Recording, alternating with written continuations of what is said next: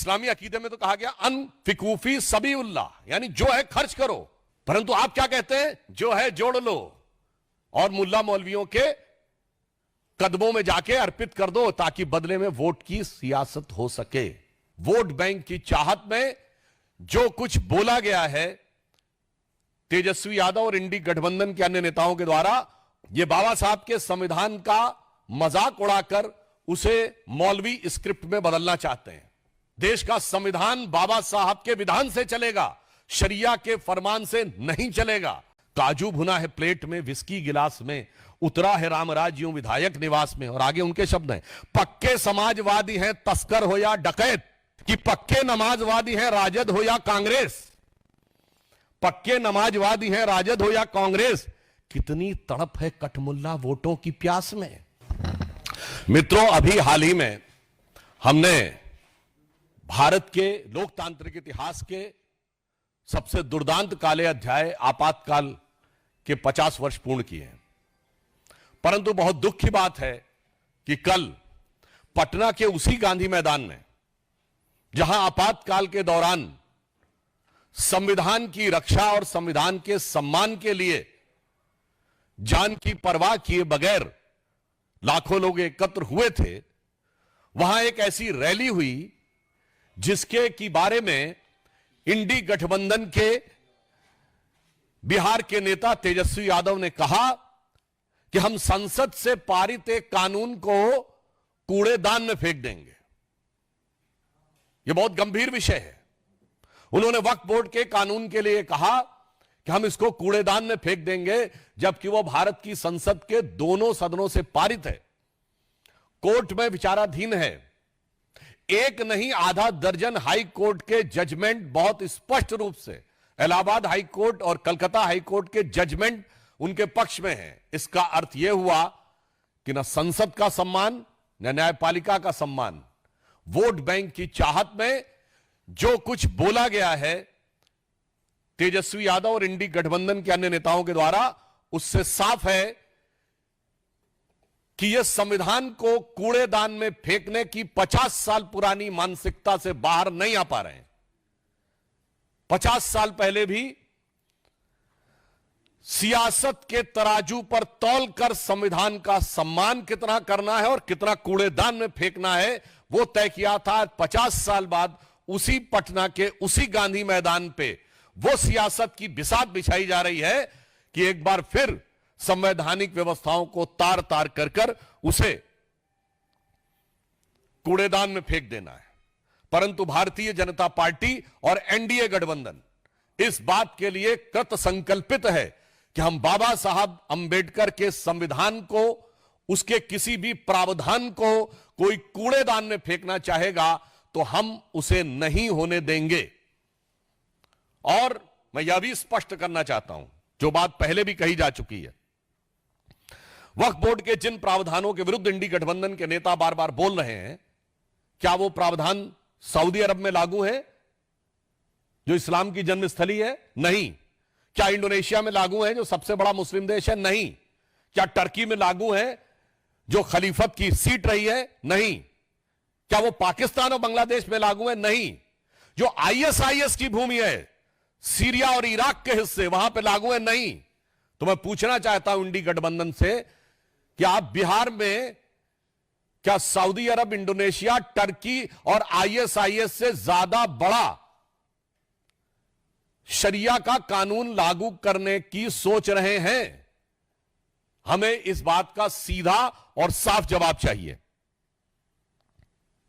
जहां तक धार्मिक पक्ष की बात है, तो समाजवाद का चोला ओढ़े हुए ये जो राजद समाजवादी पार्टी यानी सपा जैसे दल हैं, मैं पूछना चाहता हूं, समाजवाद तो कहता है ना कि इक्वल डिस्ट्रीब्यूशन ऑफ वेल्थ होना चाहिए, गरीब को अधिक से अधिक हिस्सा मिलना चाहिए। और आप क्या कह रहे हैं कि यह 39 लाख एकड़ जमीन पे चंद सरमाएदारों का कब्जा होना चाहिए, चंद मुल्ला मौलवियों का कब्जा होना चाहिए। यह एक सोची समझी व्यवस्थित मानसिकता है जो समाजवाद के विचार के बिल्कुल विरुद्ध है। और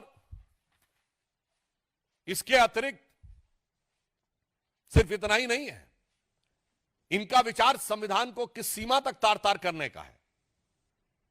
ये लोग गरीब और मजलूम मुस्लिम के हक के साथ नहीं खड़े हैं, जिसके साथ समाजवाद को खड़ा होना चाहिए। ये चंद मुट्ठी भर सरमाएदारों के हक के साथ खड़े हैं, जो कि मजहब का नाम लेकर उनका शोषण करना चाहते हैं। इसलिए राजद और सपा का समाजवाद कतई समाजवाद नहीं कहा जा सकता, जिसे आजकल सोशल मीडिया में इस प्रकार का एक वर्ड यूज होता है कि नमाजवाद कहा जाए तो अतिशयोक्ति न होगी। जहां तक इस्लाम धर्म के, इस्लामी अकीदे के मुकद्दस रवायतों का सवाल है तो बहुत साफ कहना चाहता हूं, कुरान में वक्फ नाम का कोई वर्ड नहीं है। यह मुल्ला मौलवियों का अपना क्रिएशन है। और कुरान में तो यह कहा गया है जितना हो सके खर्च करो, होल्ड मत करो। वक्फ का मतलब अरबी में होता होल्ड करना। इस्लामी अकीदे में तो कहा गया अनफिकूफी सबीउल्लाह, यानी जो है खर्च करो। परंतु आप क्या कहते हैं, जो है जोड़ लो और मुल्ला मौलवियों के कदमों में जाके अर्पित कर दो, ताकि बदले में वोट की सियासत हो सके। मैं यह पुनः कहना चाहता हूं, जो बात मैं पहले भी कह चुका हूं, यह बाबा साहब के संविधान का मजाक उड़ाकर उसे मौलवी स्क्रिप्ट में बदलना चाहते हैं। यह मैं पूछना चाहता हूं, यह समाजवाद का चोला उड़े हुए इन लोगों से, कि क्या राम मनोहर लोहिया जी का समाजवाद यही था? क्या जेपी का समाजवाद यह था? या कर्पूरी ठाकुर का समाजवाद यह था? भारत रत्न कर्पूरी ठाकुर जी से लेके जयप्रकाश नारायण और लोहिया जी का समाजवाद के साथ आज हम खड़े हैं, जो हम चाहते हैं हर गरीब और मजलूम को उसका हिस्सा मिलना चाहिए। मगर ये किसके साथ खड़े हैं? जो ट्रिपल तलाक के साथ खड़ा है, जो हलाला के साथ खड़ा है, जो मेहरम के साथ खड़ा है, जो हज सब्सिडी के साथ खड़ा है, जो सरतन से जुदा के साथ खड़ा है, जो आतंकियों को अपना भाई, बहन, बेटा, हाफिज बनाने के साथ खड़ा है। इसलिए हम साफ कह सकते हैं कि हम समाजवाद के पक्ष में भाजपा और जदयू खड़ा है, और आज के ये राजद और समाजवादी पार्टी जैसे दल नमाजवाद के पक्ष में जाकर खड़े हो गए और नमाज जैसे मुकद्दस अकीदे का भी मजाक उड़ा रहे हैं, उसका भी केवल सियासत के लिए प्रयोग कर रहे हैं। और यह बात हम निराधार नहीं कह रहे हैं। इनकी सरकार आई जो आने वाली नहीं है, तो ये बाबा साहब अंबेडकर के संविधान को कूड़ेदान में फेंक के शरिया का विधान लागू कर देंगे। कोई कहेगा आप तो हाइपरबोलिक बात बोल रहे हैं, तो मैं सब प्रमाण बोल रहा हूं। भारत के इतिहास में एक ही बार 400 पार हुआ है, 1985 में, और तब सुप्रीम कोर्ट ने केवल एक शाहबानो केस की याद दिला रहा हूं, एक प्रावधान में केवल यह कहा कि एक तलाकशुदा महिला को 80 या 100 रुपए का मुआवजा लेने की जरूरत है। तो 400 पार की संसद वाली कांग्रेस, जो आज इंडी गठबंधन का नेतृत्व कर रही है और राहुल गांधी के स्वर्गीय पिताजी उसका नेतृत्व कर रहे थे, सुप्रीम कोर्ट के निर्णय को रौंद कर भारत की पार्लियामेंट ने शरिया को संविधान से ऊपर कर दिया। मैं चुनौती से पूछता हूं, दुनिया में कोई एक देश बताइए जो सेकुलर देश जहां शरिया संविधान से ऊपर हो। इसलिए अगर इनकी कभी भी सत्ता आती है, और आज देखिए ये सत्ता के बाहर है, तो भी शरिया के प्रावधानों को लागू करने की बात करते हैं। ना कोर्ट को मानने को तैयार, ना संसद को मानने को तैयार। इसलिए मैं पुनः कहता हूं कि जिन लोगों ने इस सीमा तक जाके किया, उसका समर्थन करने वाले लोग समाजवादी नहीं, नमाजवादी कहलाएंगे। और यह बात मैं पुनः एक सब प्रमाण बोलता हूं, इसके माध्यम से ये पिछड़े, दलित, वंचित और शोषित वर्ग के आरक्षण को भी खा जाना चाहते हैं। यह अभी मैं सब प्रमाण बोल रहा हूं। चूंकि जिस संस्थान को आप अल्पसंख्यक दर्जा दे देते हैं, SC, ST, OBC का रिजर्वेशन खत्म। अलीगढ़ मुस्लिम यूनिवर्सिटी SC, ST, OBC का रिजर्वेशन खत्म। Jamia Millia Islamia SC, ST, OBC का रिजर्वेशन खत्म। कश्मीर को धारा 370 से पहले के दौर में, यानी जब धारा 370 लागू थी, तो आपने कहा यह मुस्लिम मेजॉरिटी स्टेट है, SC, ST, OBC का रिजर्वेशन खत्म। और चूंकि अल्पसंख्यक संस्थाओं को में आरक्षण लागू नहीं होता है, तो पिछले दर्जे से अधिक संस्थाओं को अल्पसंख्यक का दर्जा देकर एससी एसटी ओबीसी के आरक्षण को नष्ट करने का षड्यंत्र देखिए। मैं आंकड़ा आपके सामने रखता हूं, 2011 में इन्होंने 1656 संस्थाओं को माइनॉरिटी दर्जा दिया, 2012 में 1671 संस्थाओं को माइनॉरिटी का दर्जा दिया, 2014 में आधे में तो हमारी सरकार आ गई थी, तब तक 1516 संस्थानों को माइनॉरिटी का दर्जा दे दिया। अरे माइनॉरिटी का दर्जा देना है तो जांच परख करके दीजिए ना, जैसे हमने दिया। हमारी सरकार आने के बाद 2020 में 12 संस्थाओं को, 2021 में 14 संस्थाओं को, 2022 में 86 संस्थाओं को दिया गया। ये पिछले दरवाजे से पिछड़ों का आरक्षण को पे सेंध लगाने का काम यही नमाजवादी लोग कर रहे हैं। तेलंगाना में कांग्रेस की सरकार है, उसने पिछड़ों के आरक्षण में अल्पसंख्यक मुस्लिम समाज को की एंट्री करवा दी है। कर्नाटक में अब उन्होंने मुस्लिम समाज को पिछड़ों में शामिल कर दिया है। बंगाल में तो स्थिति और भी विचित्र है, 179 जातियां ओबीसी में की गई, 118 उसमें से मुस्लिम है। ओबीसी कमीशन ने पूछा कि इतनी भारी संख्या में मुस्लिम कैसे आ गए इसमें, तो जानते हैं क्या जवाब दिया गया? कि ये कन्वर्ट होने से पहले जब हिंदू थे तो ये ओबीसी थे, इसलिए इनको ओबीसी मान लिया जाए। तो ओबीसी ने कमीशन ने पूछा कि फिर इतने कन्वर्ट कैसे हो गए, तो जवाब नहीं। और तो और आपको आश्चर्य होगा कि वो कह रहे हैं कन्वर्ट होने से पहले वो लोग हिंदू थे, तो हिंदू समाज की जातियों से ज्यादा मुस्लिम समाज में जातियां हैं, बंगाल की सरकार के मुताबिक, जो ओबीसी कमीशन को उन्होंने रिपोर्ट दी है। इसलिए मैं कह रहा हूं, ये समाजवाद नहीं, ये मुल्ला मौलवी का नमाजवाद है। ये इस्लामी अकीदे का नमाजवाद भी नहीं है, ये मुल्ला मौलवी का नमाजवाद है। इसलिए ये पिछड़े, दलित और ओबीसी के आरक्षण को जिस ढंग से नष्ट करने का प्रयास कर रहे हैं, जिस ढंग से उस पे पिछले दरवाजे से सेंध मारने का काम कर रहे हैं, श्री नरेंद्र मोदी जी के नेतृत्व में भारतीय जनता पार्टी और एनडीए की सरकार इसे कदापि नहीं होने देगी। वक्फ बोर्ड के बारे में मैं पूछना चाहता हूं, अगर आपके दिल में इतना दर्द है तेजस्वी यादव जी, आप जवाब दीजिए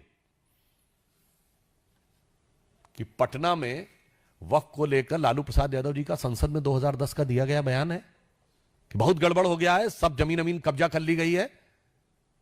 तो कहते हैं कि वो आधा बोला गया। तो मैं पूरा सवाल पूछता हूं, बताइए इतनी वक्फ की संपत्तियां हैं, कितने अस्पताल हैं उस पे, कितने यतीम खाने हैं, कितने कॉलेज हैं, कितनी यूनिवर्सिटी हैं, कितनी मुस्लिम तलाकशुदा और बेवा महिलाओं के लिए कोई संस्थान बना है, कितना दिव्यांग मुस्लिम समाज के दिव्यांगों के लिए क्या बना है, कौन सा मुस्लिम रिसर्च इंस्टीट्यूट बनाया गया है ना।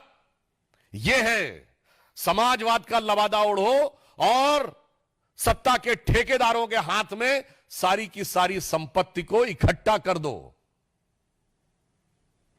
इसलिए आज वेदना के साथ, उदाहरण के लिए गोविंदपुर ग्राम में, बिहार में, जहां 95% हिंदू रहते हैं, वक्फ बोर्ड का दावा है। और यहां सिर्फ हिंदू मुसलमान की बात नहीं है, मुनम्बम में, केरल में क्रिश्चियन समाज के 400 घरों के ऊपर वक्फ बोर्ड का दावा, यमुनानगर में गुरुद्वारे के ऊपर दावा। इनको माइनॉरिटी से भी मतलब नहीं है। इन समाजवादियों को पहले तौलना है सियासत के तराजू पे कि कौन सी माइनॉरिटी, कांग्रेस को तौलना है सियासत के तराजू पे कि कौन सी माइनॉरिटी का वोट बैंक हल्का नजर आ रहा है और किसका भारी नजर आ रहा है। तब मुल्ला मौलवियों के आगे नतमस्तक होके समाजवाद को मुल्ला मौलवियों के आगे नतमस्तक होने वाले नमाजवाद में कन्वर्ट कर देना है। तो जो कुछ इंडी गठबंधन कर रहा है, हम उनके इन सपनों को कतई साकार नहीं होने देंगे। देश की जमीन देश की जनता की रहेगी, किसी मुल्ला मौलवी की नहीं रहेगी। देश का संविधान बाबा साहब के विधान से चलेगा, शरिया के फरमान से नहीं चलेगा। आपने अपने दौरे हुकूमत में शरिया के 1 दर्जन प्रावधान बाबा साहब के संविधान में पिछले दरवाजे से लागू किए। आप इस संविधान को शरिया स्क्रिप्ट बनाना चाहते हैं, हम नहीं होने देंगे। और अंत में मैं कहना चाहूंगा, अपराधीकरण की प्रतीक राजद, भ्रष्टाचार की प्रतीक कांग्रेस, दोनों मिलकर, और दोनों के युवा नेता, एक अधेड़ उम्र का युवा नेता, एक देखिए कितना शिक्षित युवा नेता जिसको क्या कुछ पता है, और ये कह रहे हैं कि भगवान बुद्ध की धरती, नालंदा की धरती का कायाकल्प ये करेंगे। पहले तो मैं इनसे कहना चाहूंगा, वक्त पे कुछ जानकारी लेनी है तो आरिफ मोहम्मद खान साहब राज्यपाल हैं, जाके थोड़ा पढ़िए समझिए तो आपको समझ में आएगा कि इस्लामी अकीदे में, इस्लामी इल्म में वक्फ का क्या महत्व है। मगर क्या बताएं, पढ़ने के लिए भी, सुनने के लिए भी, समझने के लिए बुद्धि होनी चाहिए। तो इसलिए इनसे कहना चाहूंगा, समाजवाद के बारे में एक बड़े प्रख्यात समाजवादी कवि हुए हैं अदम गोंडवी, उन्होंने समाजवादी विचारधारा में आए हुए विकार पे दुखी होकर एक कविता लिखी थी, वो मैं आज आपके सामने अर्पित करना चाहता हूं। ये राजद, सपा और इंडी गठबंधन के नेताओं के लिए। और राम राज्य की अवधारणा जो गांधी जी ने दी थी, उसका क्या हाल किया कांग्रेस के नेताओं के लिए। तो अदम गोंडवी जी, ये उनका वाक्य है, मेरा नहीं, ये समाजवादी कवि थे। उन्होंने लिखा था, काजू भुना है प्लेट में विस्की गिलास में, उतरा है राम राज्यों विधायक निवास में। काजू भुना है प्लेट में विस्की गिलास में, उतरा है राम राज्यों विधायक निवास में। और आगे उनके शब्द हैं, पक्के समाजवादी हैं तस्कर हो या डकैत। ये मेरे शब्द नहीं है, ये आदम गोंडवी जी के शब्द हैं। पक्के समाजवादी हैं तस्कर हो या डकैत, कितना असर है खादी के उजले लिबास में। मगर आज जो बिहार में हुआ है, उसको देखकर मेरे मन में भाव आता, तो मैं एक पंक्ति इसके आगे अपने मन से इसको समर्पित करते हुए कहना चाहूंगा कि पक्के नमाजवादी हैं राजद हो या कांग्रेस, पक्के नमाजवादी हैं राजद हो या कांग्रेस, कितनी तड़प है कठमुल्ला वोटों की प्यास में। तो इसलिए मैं बहुत पीड़ा के साथ, और मैं बिहार की प्रबुद्ध जनता का आह्वान करता हूं कि उसके सामने दो रास्ते हैं, राष्ट्रवाद और समाजवाद। अब वास्तविक समाजवाद के रास्ते पर चलती हुई भाजपा और जदयू, और कठमुल्लापन वाले नमाजवाद के रास्ते पर चलती हुई इंडी गठबंधन, जो सरकार में आने पर पिछले दरवाजे से शरिया लागू करने के लिए कोशिश करेगी, और एक तरफ हमारी सरकार जो बाबा साहब के संविधान की रक्षा करने के लिए कृत संकल्पित रहेगी। धन्यवाद।